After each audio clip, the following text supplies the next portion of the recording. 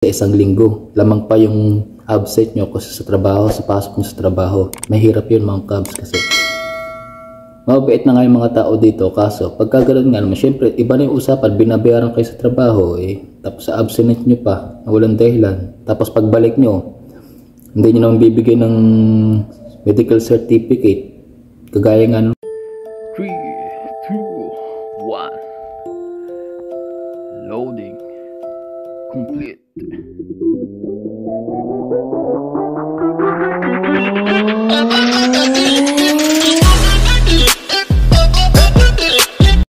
Yo mga kabs, papasok na tayo ngayon. Complete gear ngayon tayo mga kabs kasi simula na siya ng autumn. Ewan ko kung narinig na ako kabs kasi naka-face mask ako na itong lamig. Kasi nagsisimula yung taglamig mga kabs. Tignan nyo, hamog na, tutukatok sa inyo mga kabs. Mga kabs, ang hamog. Yan mga kabs, tignan nyo mga kabs, hamog na. Ang daan ko mga kabs temperature ngayon dito mga kabs 0 degrees Celsius. Kaya lamig.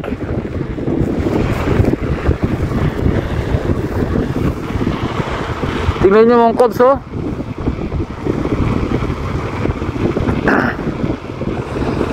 napakalamig. Ang hirap lalo mag-bike mga kabs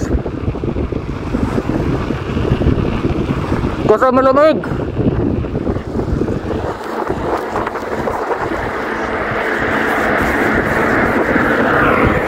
Ang sakit sa kamay.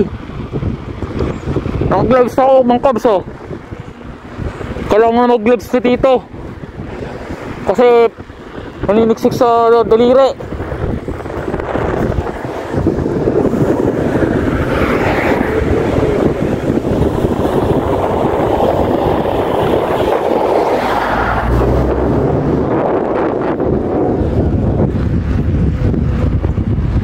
Wala makakita mga kabs.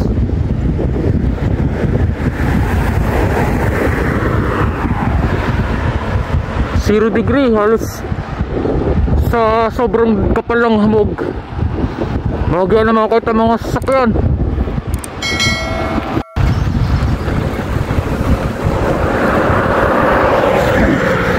Ewan ko talaga mga kabs, pinaririnig niya ako kasi nakatakip yung bibig ko ng face mask ng taglamig. Sakit na sa kamay. Lamig na kasi mga kabs mami lang ulit pagpalik sa trabaho, pagpunta na sa trabaho, pag malapit na ako. Kapal, nihingal na ako lalo mga kabs.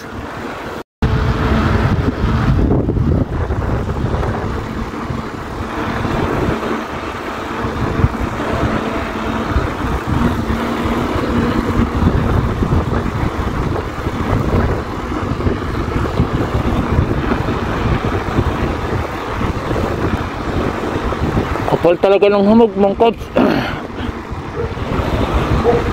Halos wala na makakita sa daan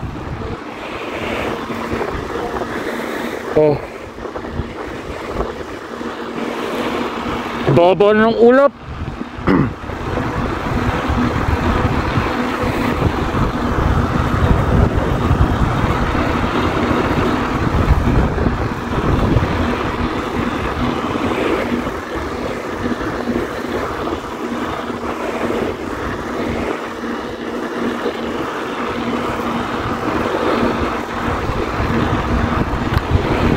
Nag-totally autumn na talaga mga kabs.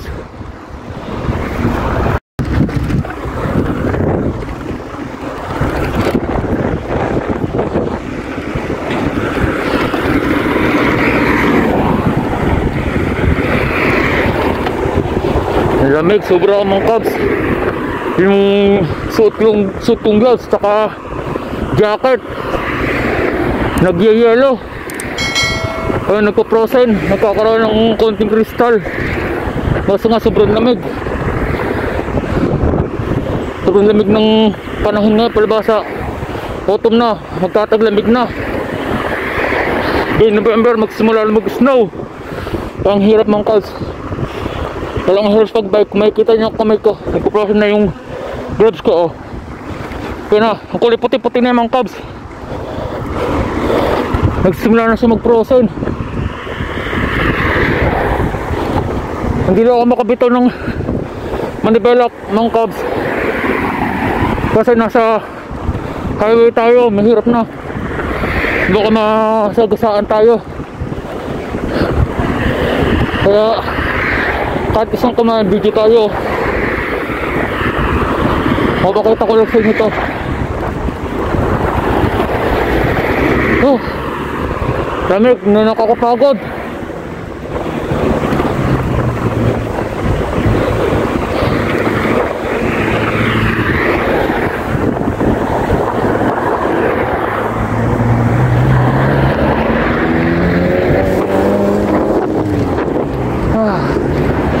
Kapagod ang mga cubs. Daan pang sasakyan ngayon. Ang daming sasakyan.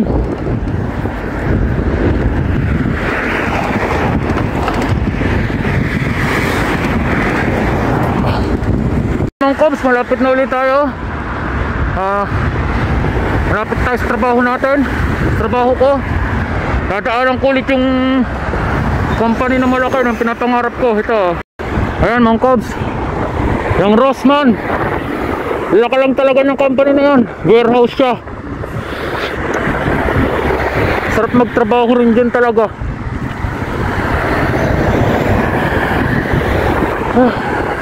Hinihingal ako mga cubs kasi ang hirap lalo magbike pag taglamig. Sobrang hirap. Bukod naman sa malamig na masakit pa sa kamay. Taka yung hangin niya, konti na lang. Konti na lang naman, malapit tayo sa trabaho. Ilang padyak na lang. Ay, laki talaga ng company nito mga cubs, oh.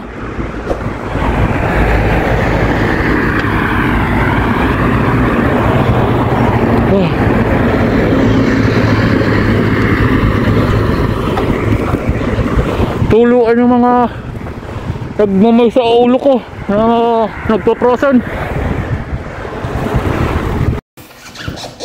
Yun mga cubs, dito na nga tayo sa trabaho. Medyo nakapagpalita tayo ng t-shirt ulit kasi pinagpawisan yung suot ko kanina kasi nga kahit malamig at nagbabike ka, nagpapawisan. Kapagod din mga cubs kasi nga taglamig na, hirap na magbike. Maano yung hangin, konti na lang. Tapos malamig, kaya ang hirap magbike na. Nga pala mga cubs, may payo nga pala ako sa mga bago dito sa Poland o yung mga parting pa lang. Sana po pagka nagsimula na kayo sa trabaho, wag muna kayo mag-absent kasi under probationary pa kayo, katulad ng sa atin sa Pilipinas. Under probationary pa yun mga cubs for 6 months, kaya wag muna kayo mag-absent kasi may possibilities na matanggal kayo sa trabaho. Katulad ngayon, may natanggal na naman na tao, kababayan pa natin, babae siya mga cubs, natanggal siya sa trabaho. Natanggal siya dito, bago lang siya dito, mga siguro magtatatlong buwan pa lang siya dito mga cubs, magtatatlong buwan pa lang siya dito. Kasama ko siya sa department ko. Lagi siyang absent ng absent mga cubs. Ang dahilan niya lagi, pagod siya or minsan may masakit sa kanya. Kahit man wala, na gusto niya lang magpahinga daw, magpahinga. Ayun. Kahit payuhan ko siya ng payuhan, pinapayuhan ko siya mga cubs. Lagi, di ako nagkulang ng payo sa kanya mga cubs kasi nga kabayan natin, kaya kailangan ko payuhan ng payuhan. Ang problema, hindi naman siya marunong makinig mga cubs. May sarili siyang paniniwala sa sarili na pagpagod daw siya, pahinga siya. Kahit sabihin ko sa kanyang wala tayo sa ating sariling bansa, wala tayo sa Pilipinas, na andito tayo sa ibang bansa, na kung ayaw mo na sa trabaho, pwede kang umalis kagad. nagpahinga. Dito, pag nasa ibang bansa ka, pag sinasabi ko sa kanya, hindi ka basta-basta makakauwi. Kasi nga, nasa ibang bansa ka, trabaho, nangangamuhan ka lang rin. Yun nga. Kasi hindi nga siya nakikinig mga kabs. Di nangyari sa kanya. Na-terminate, unang beses siya na-terminate. Terminate siya ng unang beses. Ngayon, hindi niya alam gagawin niya. Ngayon, pinayuhan ko siya na kausapin yung may-ari ng agency, pati ng company. Ngayon, binigyan siya ng isang pagkakataon. Pinapasok ulit siya. Ngayon, sabi ko sa kanya, binigyan ka ng isang pagkakataon, pinapasok ko ulit. Ngayon, wag mo nang sayangin. Kasi, pag sinayang mo yan, ginawa mo ulit, kahit isang absent ka lang, tatanggalin ka. Ginawa niya ulit mga kabs. Wala pa siyang isang linggo nakakabalik sa trabaho. Umabsent na. Kaya masakit na yung kamay niya sa paggagayat. Lahat naman kami sumasakit ang kamay sa paggagayat kasi nga nagagayat nga. Kamay ang puhunan dito sa trabaho na bilang isang butcher. Kamay nga ang puhunan. Sumasakit yung kamay kasi nga gayat ng gayat maghapon. Binira niya ng absent. 2 araw pa kahit sabihin ko sa kanya pumasok ulit. Hindi siya pumasok. Masakit pa rin daw kamay niya. Sabi ko, ikaw bahala. Pagtatawanan ka lang dito sa kampanya pagka sinabi mo na ganyan yung dahilan mo kasi lahat kami sumasakit ang kamay dito. Ayun, hindi rin na nakinig. Yun, tinanggal naman kabs. Pero kahit naman tanggalin siya dito mga kabs, hindi siya pinauwi ng Pilipinas. Lang siya, terminate na, wala na siya doon, hindi na siya under ng agency namin. Nasa ibang agency na siya. Mag-a-apply na siya sa ibang agency. Wala na siyang trabaho. Umalis na rin siya sa accommodation. Pinaalis na rin siya sa accommodation. Di ko na alam kung saan siya nagpunta ngayon mga kabs. Kasi hindi naman kami magkasama sa accommodation. Kasi nga ako sa bahay ng ate ko nakatira siya sa accommodation. Kaya sinasabi lang sa akin ng iba na pinaalis na nga raw siya sa accommodation. Yun lang mga kabs. Kaya payo ko sa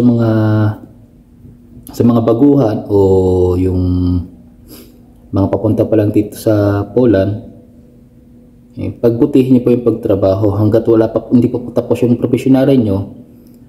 Siguro din yung hindi kayo umabsent ng sunod-sunod o kahit kung umabsent man kayo isang beses lang sa isang buwan, hindi yung absent kayo ng 2 beses, 3 beses sa isang linggo. Lamang pa yung absent nyo kasi sa trabaho, sa pasok nyo sa trabaho. Mahirap yun mga kabs kasi mabait na nga yung mga tao dito, kaso pagka ganoon nga naman, syempre iba na yung usapan, binabayaran kayo sa trabaho tapos sa absent nyo pa na walang dahilan, tapos pagbalik nyo hindi nyo naman bibigyan ng medical certificate, kagaya nga nung sinabi ko dun sa kagaya nga nung attorney nga na kabayan natin na babae, 3 straight na araw siyang hindi pumasok mga kabs, may sakit nga daw siya. Sabi ko, pagpasok mo, magdala ka ng certificate, medical certificate, tatanggapin ka niyan. Hindi naman nakinig mga kabs. Yun nga, hindi siya nagdala. Pinatawag siya sa office, yun, terminate na siya. Tapos pinabalik nga, tapos ginawa niya ulit. Wala nangyari. Alis na siya, tinerminate na ng tuluyan. Yun lang masabi ko mga kabs. Yun lang payo ko sa mga baguhan dito sa bansang to. Kailangan nyo rin siguraduhin hindi kayo absent. Umabsent man kayo, siguraduhin yung kahit isang beses lang. Tapos kinamagan, masok kayo, okay na yun. Tapos kung may sakit talaga kayo, magpaalam talaga kayo na pag-absent kayo halimbawa ngayon, tapos kinabukasan pasok kayo, may sakit pa rin kayo, magpaalam ka na hindi nyo talaga kaya. Kasi okay naman sa kanila yun basta nakita na lang may sakit ka, tapos magpaalam ka na hindi mo kaya, uuwi ka, under time, pwede naman yun. Tapos yun, kinabukasan, pwede ka magpahinga, ganun ulit. Ganun lang, hindi yung sunod-sunod na diretso absent tapos walang sabi-sabi. Mahirap yung mga kabs, kaya payo ko lang mga kabs, ganun lang po gawin nyo yung sinabi ko. Huwag lang po kayo mag-absent para magtagal po kayo sa trabaho. Ngayon, hindi ko na alam siya kung saan siya napunta ngayon talaga, kung saan siya tumutuloy.